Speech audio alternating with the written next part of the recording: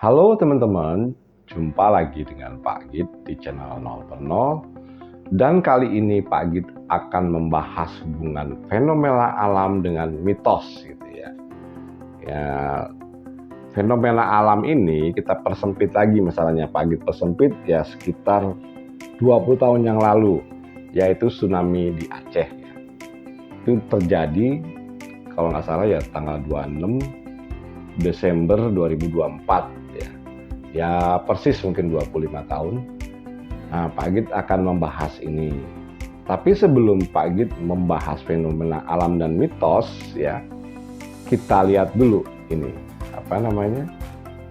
video berikut ya. Jadi kita paling tidak melihat kejadian waktu saat itu, jadi tidak membayangkan yang lain-lain. Jadi fokus ke masalah tsunami. Oke, kita saksikan videonya. Pada pagi itu, matahari bersinar indah. Anak manusia baru saja memulai rutinitas sehari-hari. Para nelayan berada di laut lepas. Kaum ibu sedang sibuk di dapur. Anak-anak usia sekolah menikmati hari libur. Sebagian pemuda sedang berolahraga. Sebagian lagi bersiap-siap menuju pantai untuk rekreasi. Para buruh bangunan sedang bekerja. Suasana pasar hiruk pikuk dengan berbagai transaksi. Burung-burung baru saja meninggalkan sarang. Tiba-tiba pukul 7:58 waktu Indonesia Barat, hari Ahad, 26 Desember 2004, bumi Serambi Mekah berguncang dahsyat. Guncangan gempa pada 8,9 skala Richter itu berlangsung puluhan menit tanpa henti. Bumi bergerak ke bawah dan ke atas, ke kiri dan ke kanan, berayun-ayun terus-menerus. Orang-orang berlari keluar rumah, berkumpul di jalan-jalan dan lapangan terbuka. Mereka seperti berada dalam tampi. Kepala terasa pusing, sehingga banyak yang terjerembab ke bumi.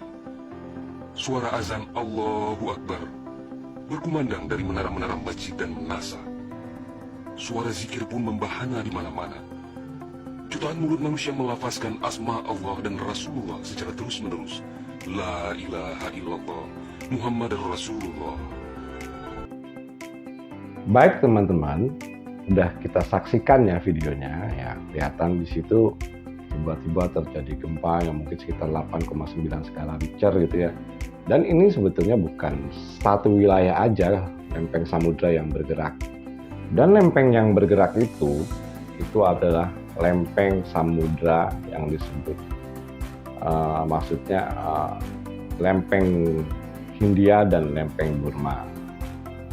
Jadi pada saat gempa itu mulai terjadi, mungkin berapa menit itu ya Pak gitu, Pak Oke, yang jelas di atas 10 menit itu nggak berhenti-berhenti gitu ya.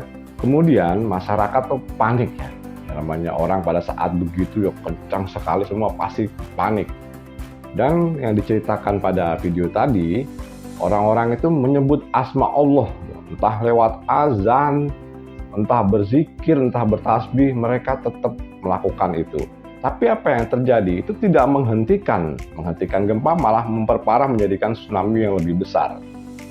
Jadi ada satu ilmu di sini, kalau kita tarik di di Al-Quran Al-Isra 44, pada surat Al-Isra berbunyi, langit yang 7, bumi dan semua yang ada di dalamnya bertasbih kepada Allah. Dan tidak ada sesuatu pun melainkan bertasbih dengan memujinya. Begitu. Tetapi kamu tidak mengerti tasbih mereka. Sungguh Dia Maha Penyantun dan Maha Pengampun.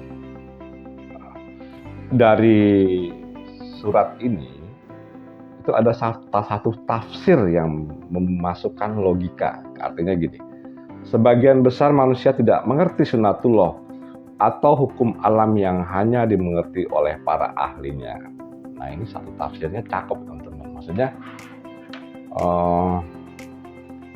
dalam hal ini kita tuh dengan membaca atau menyebut nama Allah pada saat bencana, ya itu boleh-boleh saja.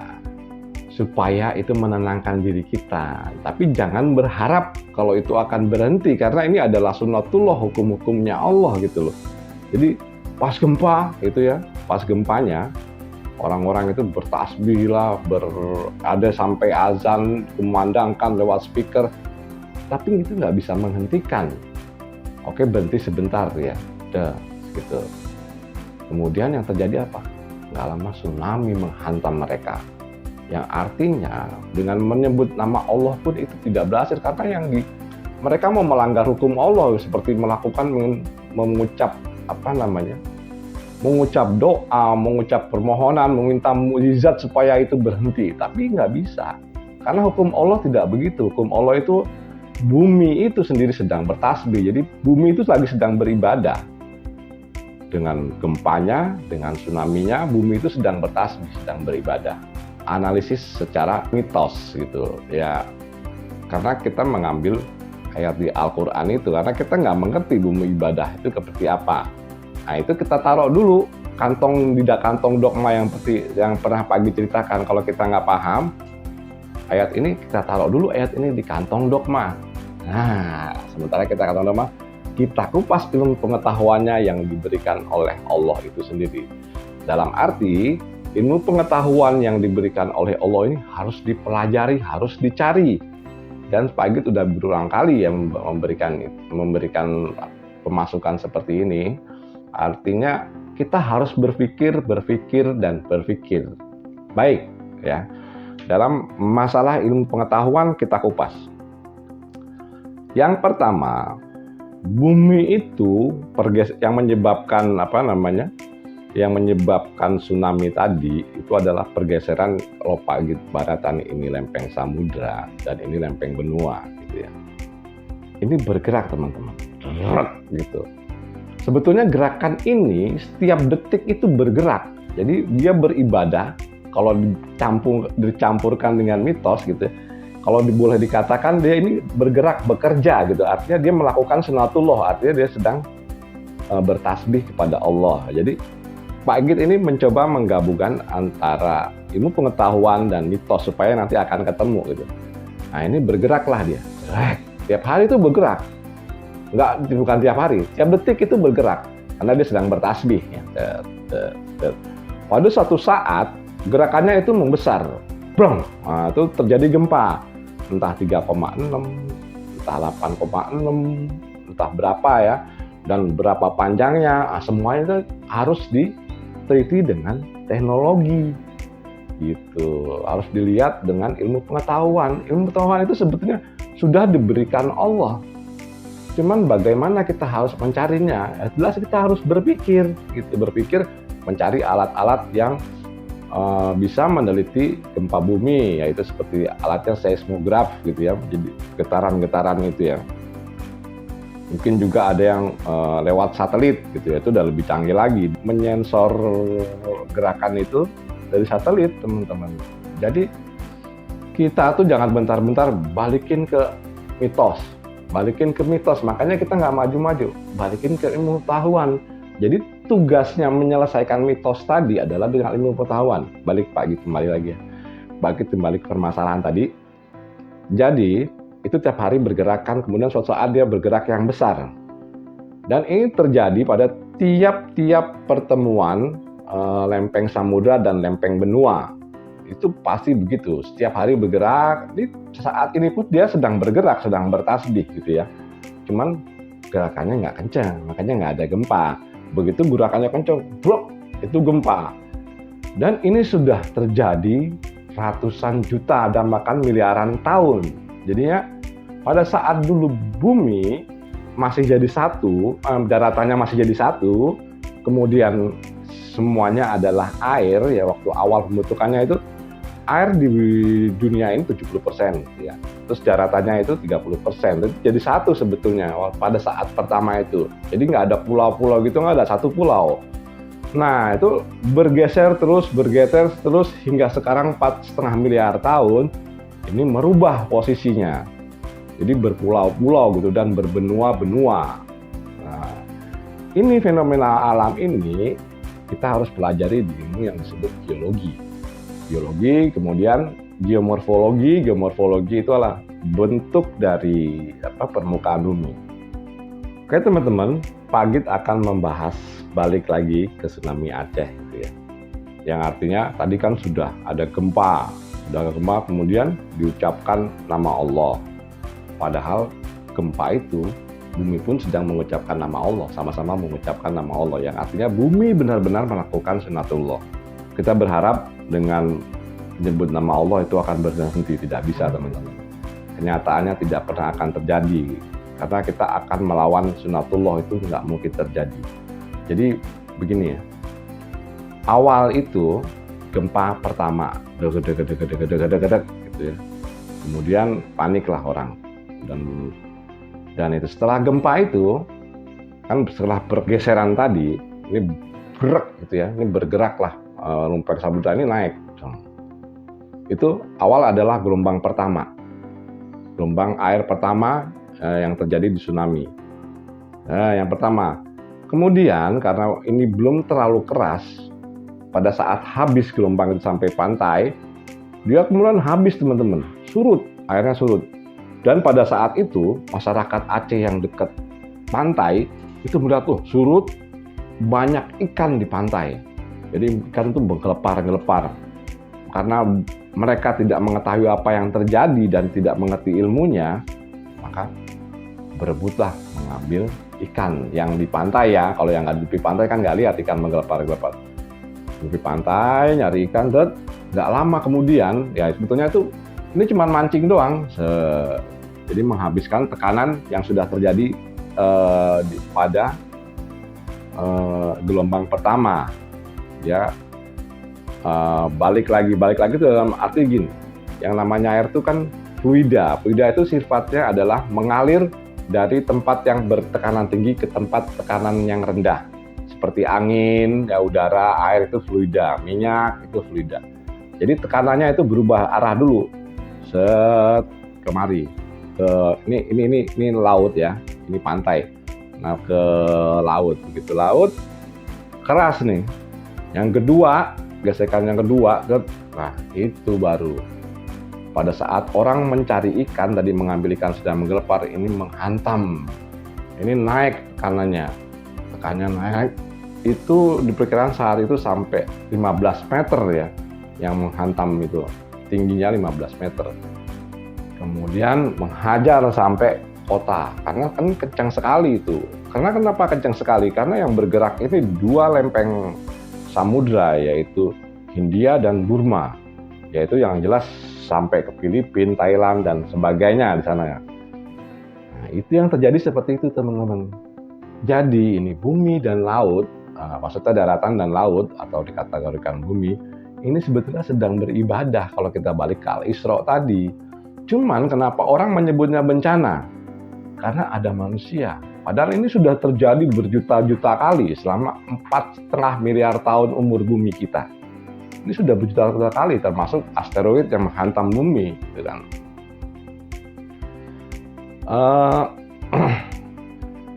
Kita akan membalikan itu dalam fakta yang terjadi di Aceh. Nah, sebetulnya ini ada suatu tempat Pak Git akan membalikan, dan suatu saat Pak Git akan ke sana menjelaskan kepada teman-teman tentang geomorfologi dan geologinya yang terjadi di sana. Jadi ada suatu tempat di Jogja itu yang formasinya komplit teman-teman. Cuman ya udah biasa lah yang namanya orang Indonesia, pemikirannya nggak sampai sana, yang dipikir cuma mitos ya. Nah itu disebut macam-macam. Pak Git kupas di sini adalah Parangtritis ya. Tapi suatu saat Pak Git sendiri akan ke sana membuat video dan menjelaskan kepada teman-teman. Yang pertama, di Parangtritis itu formasinya lengkap gitu. Itu di tepi pantai ya teman-teman. Teman-teman bisa lihat di situ namanya Parangwedang. Di mana di situ ada seperti pemandian air gitu yang bersulfur. Biasanya kan ini pemandian air bersulfur itu adanya kan di daerah-daerah pegunungan ya, seperti Ciater gitu ya. Ciater di Lembang sana. Nah itu kan seperti itu tempat-tempat dengan ini, kok di tepi pantai ada gitu. Terus di situ lagi kita agak ke barat sedikit itu ada namanya Parangkusumo. Parangkusumo itu ada batuan di situ ya. Sebetulnya kalau secara ilmu geologi dan geomorfologi kan kelihatan geomorfologi, oh ada penampakan batuan beku di tepi pantai. Berarti ini adalah intrusi. Intrusi itu adalah gerakannya larva pada saat itu ke atas gitu. Ke atas dan membeku di permukaan. Jadi itu adalah hasil dari intrusi batuan beku, teman-teman. Tapi saat ini ya jadi dimitoskan, dibuat acara apa namanya?